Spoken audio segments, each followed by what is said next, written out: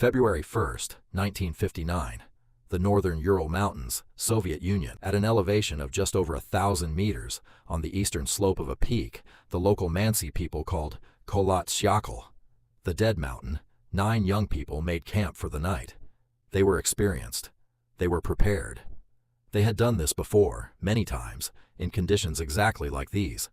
By the following morning, they would all be dead. It would take Soviet investigators 47 years to partially explain what happened. It has never been fully explained. The group was led by Igor Dyatlov, a 23-year-old engineering student at the Ural Polytechnic Institute in Sverdlovsk, a young man of exceptional competence, meticulous in his planning, respected by everyone who had ever hiked with him. The expedition had been rated Category 3, the highest difficulty classification in the Soviet hiking system, and every member of the group had the experience to match it. There were 9 of them in total, 7 men and 2 women, ages ranging from 20 to 38. They had set out from Sverdlovsk on January 23rd, traveling north by train and then on foot into one of the most isolated regions of the Soviet Union. Their destination was the summit of Otorten, a mountain some 16 kilometers north of where they would make their final camp. They were expected back by February 12th.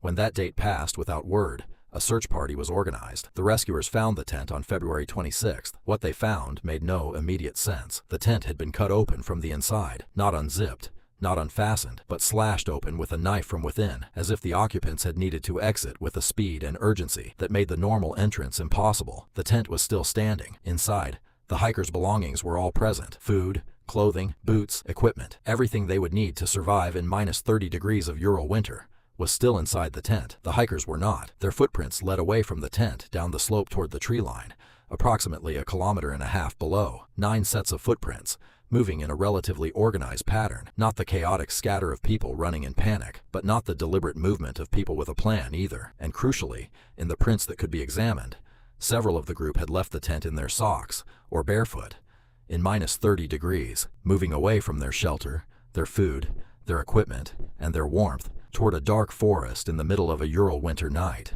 The bodies were found in stages over the following weeks and months. The first 5 were found near the tree line and on the slope above it, dead from hypothermia, their bodies showing the physical signs of exposure in extreme cold. Disturbing, but not yet inexplicable.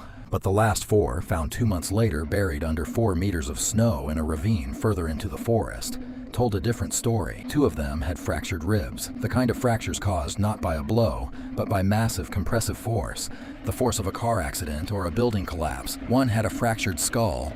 Another was missing her tongue. The soft tissue damage to several of the bodies was inconsistent with what the cold alone could produce. The Soviet medical examiner's report described the force required to cause the internal injuries as comparable to that of a major vehicular impact. There were no vehicles on that mountain. The Soviet investigation was closed in May 1959, with a conclusion that satisfied nobody. The hikers had died as a result of an unknown compelling force. It is the language of an investigation that has run out of explanations. The case file was classified and placed in a restricted archive, accessible only to approved researchers. The families of the dead were told very little. The mountain and the pass below it were closed to hikers for 3 years without public explanation. In the decades since, the theories have accumulated into their own kind of wilderness. An avalanche, but the slope angle was too shallow for a standard avalanche, and the tent was not buried. A military weapons test. The region was active with Soviet rocket program activity in early 1959, and several witnesses reported seeing large, glowing orbs in the sky above the Urals on the night of February 1st. Infrasound from the mountain, low-frequency sound waves that can cause panic, disorientation, and the specific physiological sensation of being watched or pursued. A katabatic wind event, a sudden catastrophic downslope wind, capable of generating enormous destructive force with almost no warning. Each theory explains some of the evidence. None of them explains all of it. What remains, when every theory has been examined, is this: 9 competent, experienced, rational people did something on the night of February 1st, 1959, that they would never have done under ordinary circumstances.